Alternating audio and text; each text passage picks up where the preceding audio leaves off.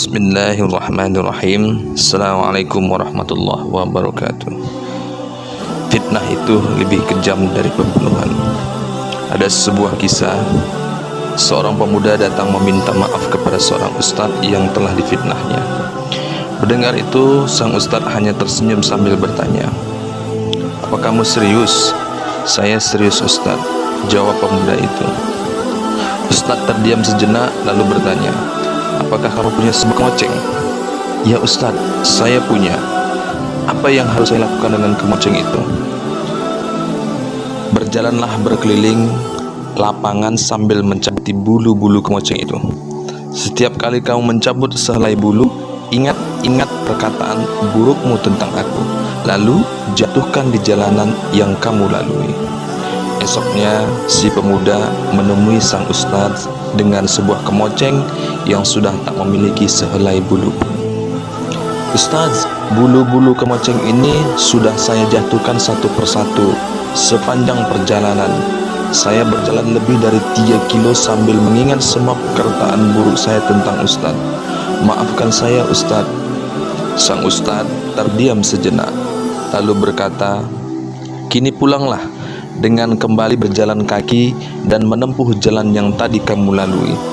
Di sepanjang jalan kepulanganmu, pungutlah kembali bulu-bulu kemoceng yang tadi kau cabuti satu persatu. Esok hari, laporkan kepadaku berapa banyak bulu yang bisa kamu kumpulkan."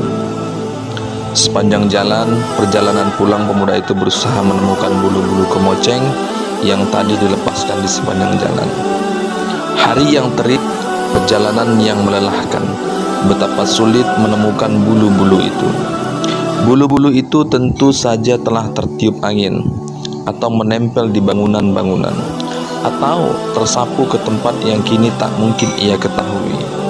Pemuda itu terus berjalan berjam-jam lamanya dengan pakaian yang dibasahi keringatnya sendiri. Nafasnya terasa berat, tenggorokannya kering. Hanya 5 helai bulu kemoceng yang berhasil ditemukan di sepanjang perjalanan. Sahabat, hari berikutnya pemuda itu menemui sang ustadz dengan wajah yang murung. "Ustadz, hanya ini yang berhasil saya temukan." Disodorkan 5 buahlah kemoceng ini ke hadapan sang ustadz. "Kini kamu telah belajar sesuatu," kata sang ustadz. "Apa yang telah aku pelajari, ustadz?" sahut pemuda tadi. "Tentang fitnah-fitnah itu," jawab sang ustadz. "Bulu-bulu yang kamu cabuti dan kamu jatuhkan sepanjang perjalanan adalah fitnah-fitnah yang kamu sebarkan. Mereka dibawa angin kemana saja, ke berbagai tempat yang tak bisa kamu duga. Itu telah menjadi dosa yang terus beranak pinak tak ada ujungnya.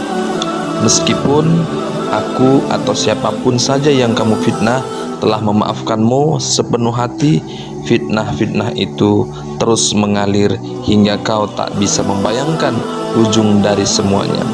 Bahkan meskipun kau telah meninggal dunia, fitnah-fitnah itu terus hidup karena ingin waktu telah membuatnya abadi. Maka kamu tak bisa menghitung lagi berapa banyak fitnah-fitnah itu telah memberatkan timbangan keburukanmu kelak.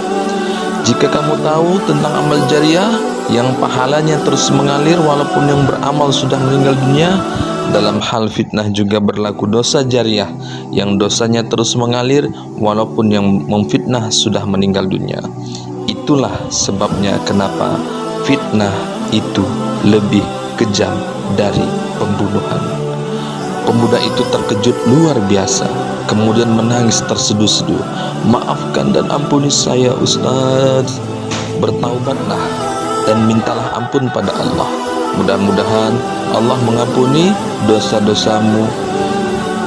Lalu sang pemuda tadi menjawab, "Ya Ustadz," jawab sang ustadz dengan bijak. Semoga Allah Subhanahu wa ta'ala senantiasa melindungi serta menyelamatkan kita dan keluarga kita dari segala bentuk fitnah dan memfitnah. Amin, amin, amin ya mujibas sa'ilin.